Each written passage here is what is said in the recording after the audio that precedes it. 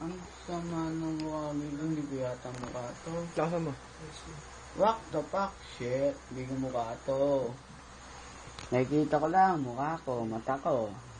Ilong ko, matangot, labi ko. Nailo na ako. Labi ko. Ngipin ko. Namataan din naman ang kispilyo, okay lang. Kapag naipit ko yung babae ng putang, hindi ko kakawalan yun. As hindi kita papakwalan kahit nakapangat-pangat ang mukha ko ngayon. Huwag lang saan malalagay sa Facebook. Ay lang wish ko sa lahat ng mundo.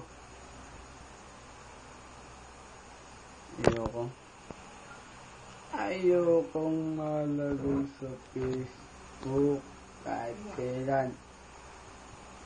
Ayoko. Tangit ng mukha ko. Nga ba, sabihin nito. Mga parang anak ng ita. Ha? Para akong anak ng ita. Parang parang buho. Putang ang pakibis na nino.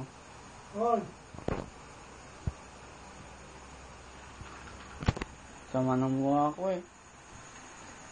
Hindi ko maipinta yung mukha ko eh, kabadong. Sama yun. Hindi ko ba't ganito eh. Tatanga ko eh.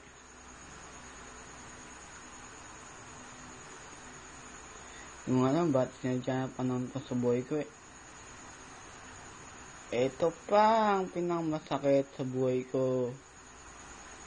Yung bis na pangit ng katawan ko, okay lang. Butang eh, pagdating sa mukha, pangit. Baka sabihan pa ako ng unggoy nito ah. Sabihin na ako kanina dun eh. Ano na pa? Tatahimik na po. Quiet na po ako. Oh, ano sabi? Hindi daw po. Tatahimik na.